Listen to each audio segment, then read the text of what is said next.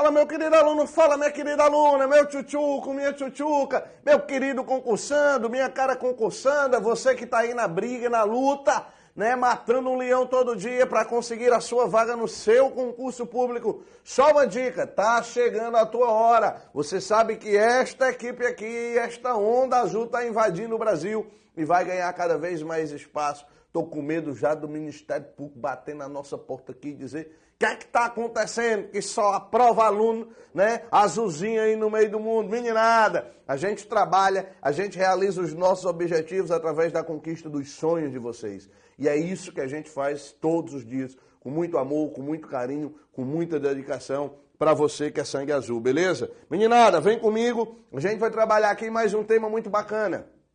Globalização. E dentro dessa perspectiva de trabalhar a globalização, como é que isso aparece em prova, Trigueiro? O que é que a gente pode observar de cobrança nas provas de fato? Ora, eu gostaria de lembrar de início que toda vez que você lembra da globalização, é muito comum que as pessoas digam que ela é um fenômeno global. Ora, Trigueiro, se é a globalização, não é a localização, não é verdade? Apesar de que hoje se fala em local e se fala até mesmo em desglobalização. Cuidado, esse termo está aparecendo, ok? Mas, meninada, o fato de ser global não implica em ser homogêneo, em ser igual, não. Toda vez que você lembrar que este fenômeno pode vir a ser global, você tem que lembrar que este fenômeno é também um fenômeno heterogêneo, beleza? É heterogêneo, Trigueiro, o fenômeno de globalização? É claro, você acha que a globalização que existe nos Estados Unidos da América, no Canadá ou na Austrália é a mesma da África, do Oriente Médio ou quiçá aqui da América Latina? De forma alguma. De forma alguma. Trigueiro, mas me tira uma dúvida. O conceito de globalização pode aparecer na prova? Claro que pode. E como é que eu defino globalização? É muito difícil. É muito difícil. Não existe um consenso entre pesquisadores, sejam da história, sejam da geografia, sejam da economia, sejam de qualquer área do conhecimento. Não existe um consenso. O que existe, de fato, é o quê? É que a gente entende que a globalização ela faz parte de um conjunto maior, que é o modo de produção capitalista. E toda vez que a gente pensa na globalização, eu, Trigueiro, gosto de defini-la como sendo o atual estágio da economia capitalista. O atual estágio do modo de produção. A gente diz sempre isso, né? Muita gente fala em sistema capitalista, economia capitalista. O capitalismo é, antes de tudo, um modo de produção, assim como existe um modo de produção socialista e daí por diante. Então, atual estágio do modo de produção capitalista. Beleza? É o atual estágio do capitalismo. Tranquilo? E meninada, esse modo de produção, esse estágio do modo de produção capitalista, ele tem algumas características. São algumas características marcantes do processo de globalização, né? São palavras que a gente não pode deixar de lembrar quando fala de globalização, como, por exemplo, integração, pluralidade, ok? São fenômenos, são processos, são terminologias que se associam ao processo de globalização em praticamente todas as questões que a gente tem visto aí nas provas. Integração, pluralidade, migrações, tá? Conceitos como o de redes aparecem, né? E daí por diante. Então, essas terminologias você não pode deixar de lembrar. Tranquilo? Show? Trigueiro, quais são as características, né, desse processo de globalização?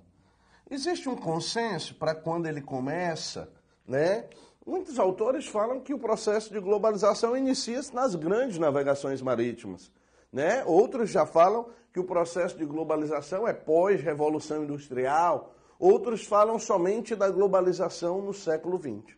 Se a gente parar para analisar a globalização no século XX, em específico caso, a partir dos anos 70 desse século XX, tem algumas características que a gente gosta de colocar aqui para você. A globalização ela é marcada pelo quê, Trigueiro? Ela é marcada, por exemplo, pela dominação através de imposições econômicas, ok? Através de imposições econômicas. Como, por exemplo, a cobrança de dívidas externas, né, a partir de medidas econômicas. Eu posso falar que a globalização ela é marcada pela redução dos conflitos bélicos. Opa, Trigueiro, peraí ainda. Tu tens certeza que tu disse isso? Que a globalização é marcada pela redução dos conflitos bélicos? Sim. Sobretudo entre as potências líderes do mundo, né? A gente vê, por exemplo, uma França extremamente próxima de uma Alemanha. Você imagina isso no começo do século XX? De forma alguma. O pau truava. Quem é que são as duas grandes cabeças hoje da União Europeia? Alemanha e França.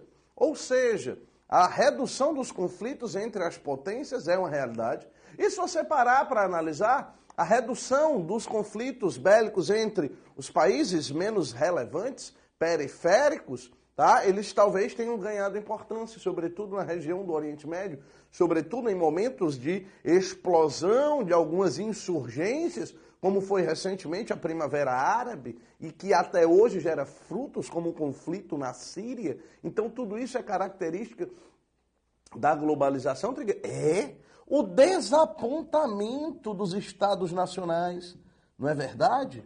Sobretudo do ponto de vista econômico, desapontamento dos Estados nacionais, né, que cada vez menos, né, tem ações concretas na economia, apesar de que, em momentos de crise, de onde vem o socorro? Né? Pelo amor de Deus, Estado, me socorre, que eu estou quebrado. Veja a Grécia, veja a Europa, veja os PIGs, veja os Estados Unidos na crise de 2007, 2008, da bolha imobiliária. Né? O pau torou, né? Livre mercado, o mercado é bom, é livre. Ai, meu Deus, agora torou, foi tudo. E agora, Estado me socorre. Vem cá, Estado. É o menino rebelde, né? O menino rebelde que sai de casa, né? E que todo dia vai almoçar na casa da mãe. Pronto. É mais ou menos isso. Você vê a presença muito forte das empresas transnacionais. Olhe para você agora, neste momento, olhe para a sua roupa. O que é que você está vestindo? Né? Você está vestindo a camisa, né, da empresa X, você está calçando o tênis da empresa Y, você tá com aquela calça jeans da moda, transada, está assistindo essa aula onde? Naquele seu iPhone, naquele seu telefone celular invocado moderno, no seu tablet, meu irmão. Ou seja, isso é globalização. A gente vê a presença também muito forte do chamado desemprego estrutural dentro da globalização. Por que, Trigueiro? Porque a tecnologia tem uma participação muito grande no processo global. E a gente observa também as discussões em torno das questões ambientais, muito fortes. O próprio aquecimento se tornou global. Então, isso é a globalização. A globalização, ela trabalha com N variáveis. Existe uma globalização política, econômica, cultural, religiosa, existe uma globalização migratória, existe uma globalização ambiental, militar, por que não dizer, jurídica, existe sem dúvida nenhuma. Então a globalização nada mais é do que essa interação, óbvio, global, porém heterogênea, nunca esqueça disso. E eu gosto sempre de destacar que dentro deste processo de globalização, o Estado, que muitos afirmam perder praticamente todas as funções, sobretudo no final do século XX, com as ondas de neoliberalismo, por mais que isso não seja um consenso entre todos os economistas, né? Alguns economistas, inclusive, afirmam que este neoliberalismo nem existe, é invenção marxista, né? Comunista, lagartista, sei lá de quem. Mas qual é o papel do Estado, Trigueiro?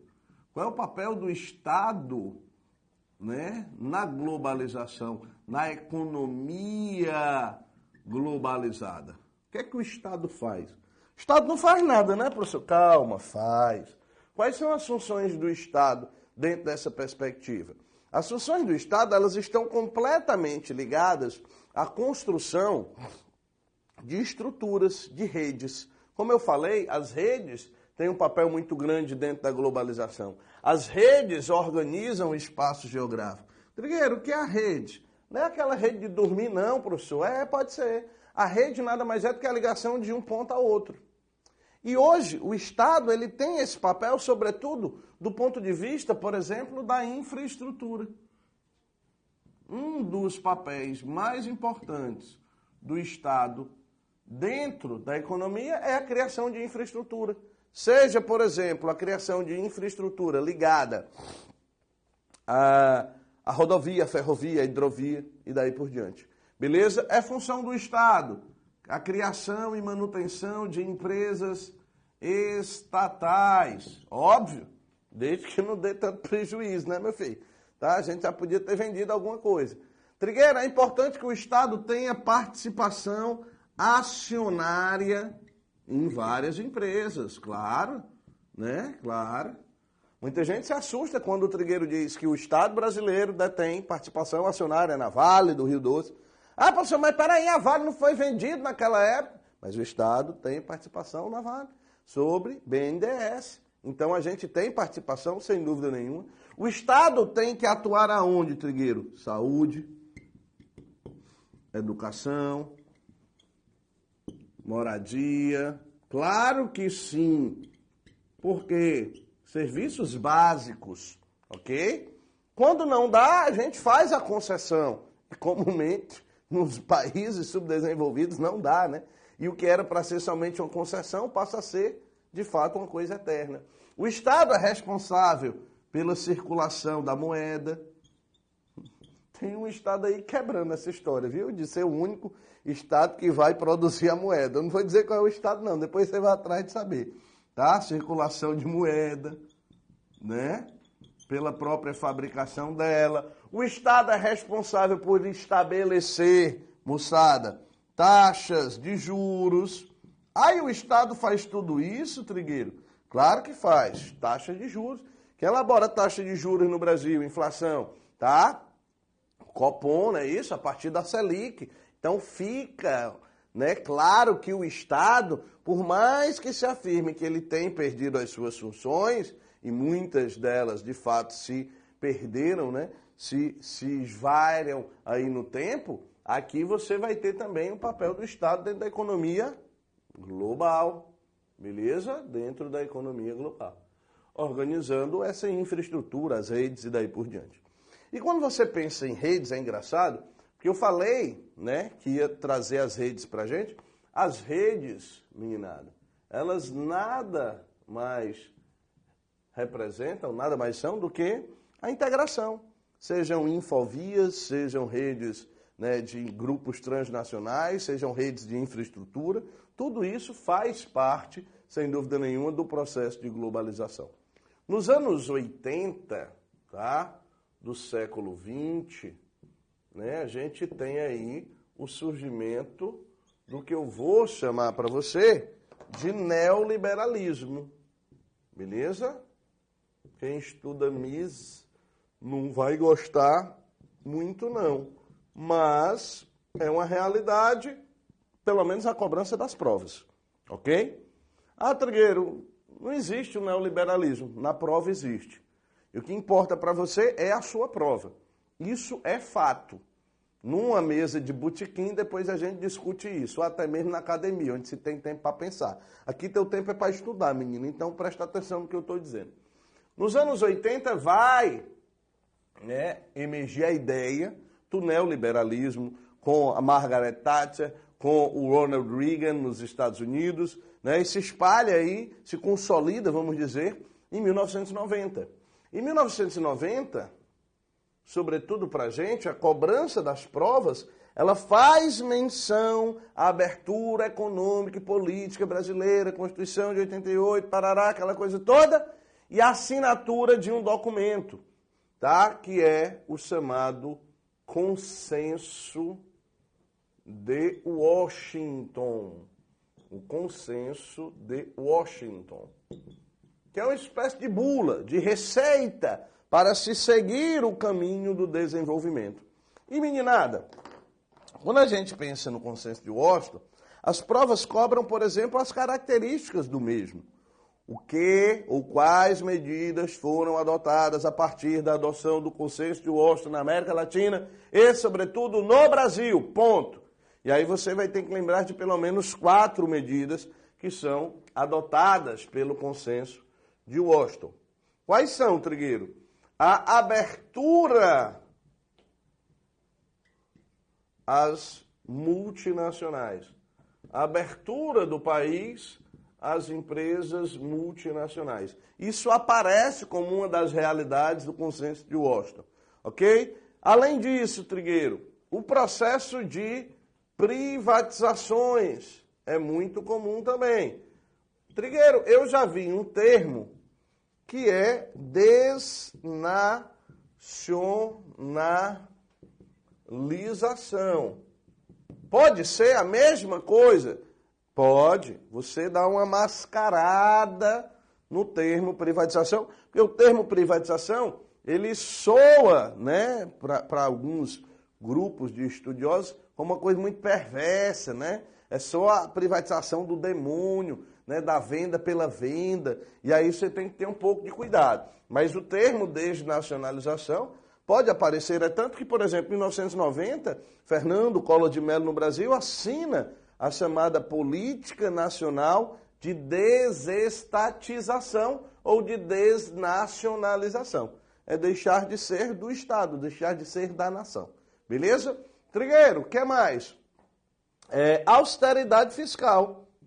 Ixi, professor, austeridade fiscal é quando o governo arrecada mais do que gasta. Aqui no Brasil o pessoal tem mania de fazer isso, né? De arrecadar mais do que gasta. Eita, só sendo, né? Os gastos aqui estão muito maiores do que a arrecadação e está aí o rombo em várias contas que a gente tem.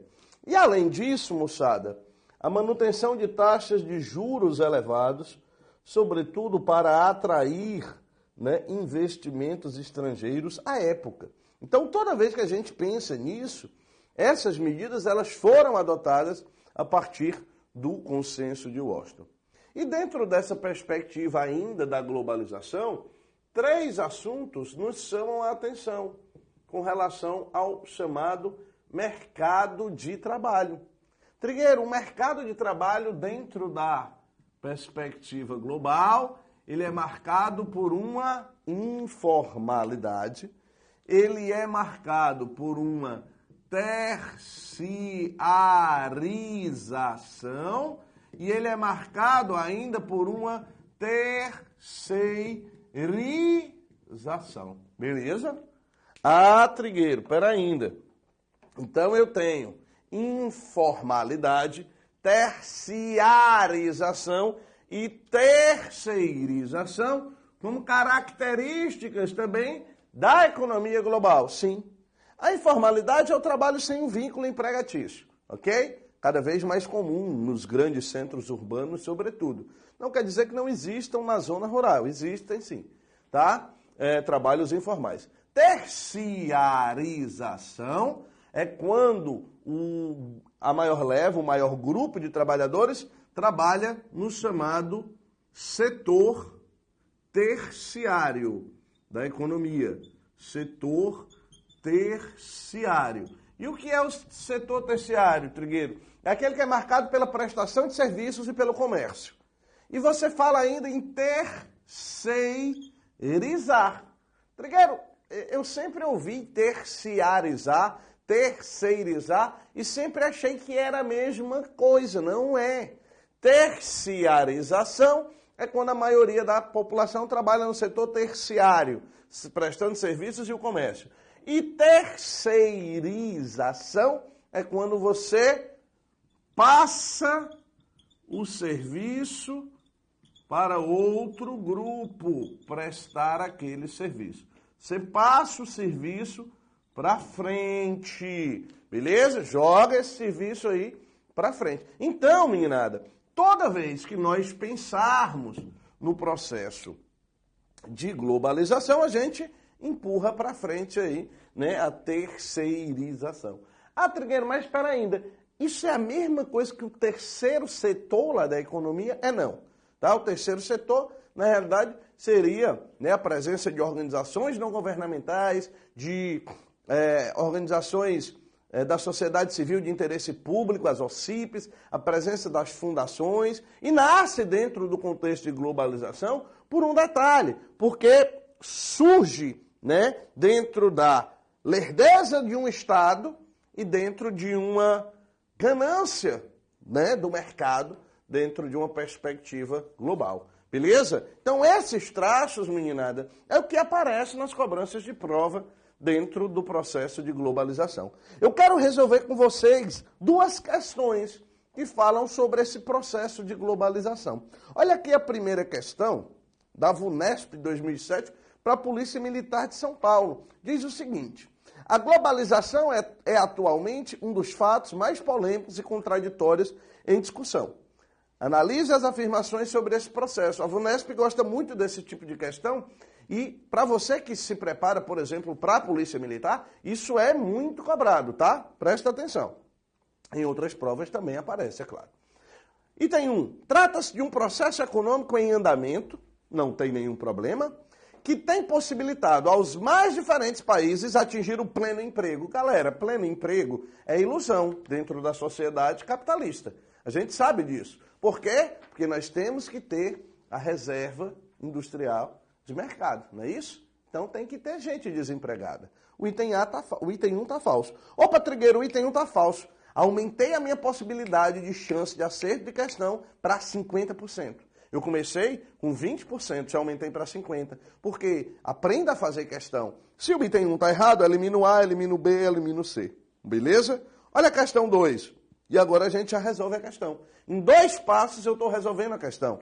Olha a questão 2. Para ampliar o comércio mundial, a globalização estimulou a queda de protecionismo e de barreiras comerciais. O item 2 é correto, portanto são corretas as opções 2 e 3.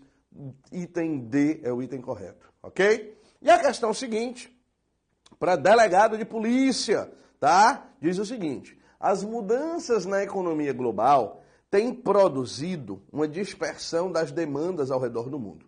Isso ocorre não apenas em termos de bens e serviços, mas também de mercado de trabalho.